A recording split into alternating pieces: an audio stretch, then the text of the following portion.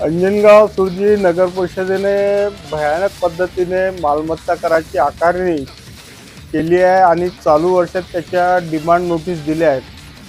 ही कर आकारणी अतिशय चुकीच्या पद्धतीने झाली आहे।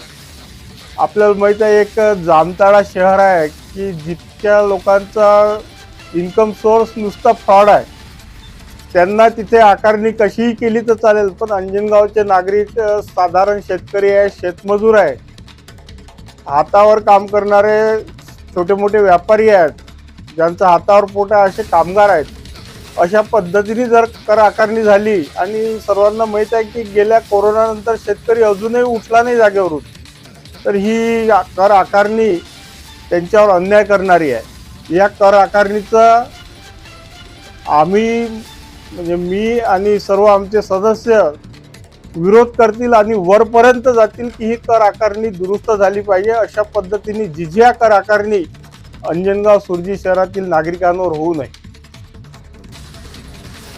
आता काही मंडळी म्हणत आहे की नगर परिषदेने माझ्या कार्यकाळात काही ठराव केले आणि त्यामुळे ही अशी चुकीची कर आकारणी होत आहे। मी सांगू इच्छितो, नगर परिषदेने कोणतेही अविवेकी आणि नागरिकांवर अन्याय करणारे ठराव कधी केले नाहीत।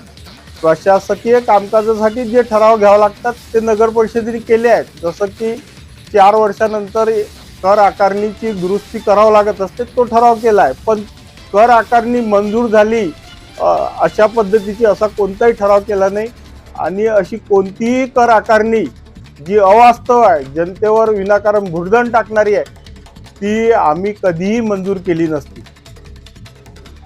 आता ही जी म्हणणारी मंडळी आहे, सगळ्यांना माहीत आहे नगर परिषदेचे निवडणुका कधीही येत्या 2-4 महिन्यात होऊ शकतात। ही बाशिंग बांधलेली मंडळी आहेत, गेल्या निवडणुकीत कदाचित ही उभी असतील, यांना सभागृहात यायचा सन्मान मिळाला नसेल, आता ती पुन्हा तयारी करत असतील, तर स्वतःचं काही कर्तृत्व दाखवता येत नाही, तर जे मागचे सत्ताधारी होते त्यांच्यावर चिखलफेक करणं सोपं आहे। पण यांना हे समजत नाही की अशामुळं त्यांची रेष मोठी होत नाही। अंजनगावचा मतदार सुज्ञ आहे आणि तो योग्य वेळी योग्य निर्णयच घेतो। आज अंजनगाव सुरजी के माजी नगर अध्यक्ष कमलकांत लाडोड़े साहब का मैंने एक इंटरव्यू देखा। उन्होंने इंटरव्यू में कहा है कि हमने ऐसा कोई ठहराव लिए नहीं थे। जो आज नगर परिषद अंजनगाव सुरजी की तमाम अवाम को टैक्स बढ़ाने की वजह से तकलीफ हो रही है। मेरे पास में ये अंजनगाव सुरजी के कमलकांत भाऊ लाडोड़े जब सत्ता में थे, उन्होंने ये ठहराव लिए थे और ठहराव लेकर उन्होंने ही पास किए थे। वो ठहराव की आज नगर परिषद के मुख्य अधिकारी साहब ने अमल बजावनी किए।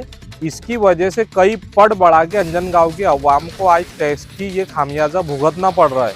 लेकिन अंजनगांव सुरजी में हमने नगर परिषद के मुख्य अधिकारी साहब को पिछले शुक्रवार को एक निवेदन में बोले थे कि 8 दिन के अंदर आप ये टैक्स कम करके लोगों को दोबारा टैक्स की पावती या उसकी नोटिस दीजिए।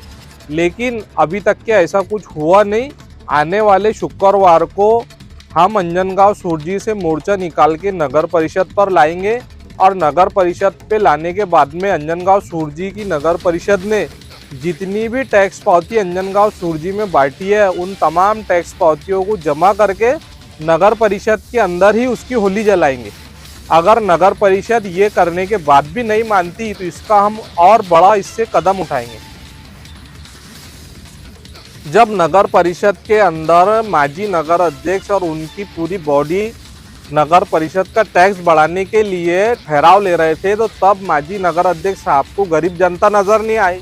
तब अंजनगांव सुरजी के गरीब लोग जो 300 रुपये रोज कमाते वो नजर नहीं आए, जो लोग किसान है वो नजर नहीं आए। और जब आज नगर परिषद ने नगर परिषद का टैक्स कई गुना बढ़ाकर दे दिए उसकी नोटिस है, तो आज माजी नगर अध्यक्ष को गरीब जनता याद आ रही है, किसान नजर आ रहे हैं। माजी नगर अध्यक्ष साहब ये पब्लिक है, सब जानती है, पब्लिक को मालूम है कि हाथी के दांत खाने के कुछ और दिखाने के कुछ और रहते हैं।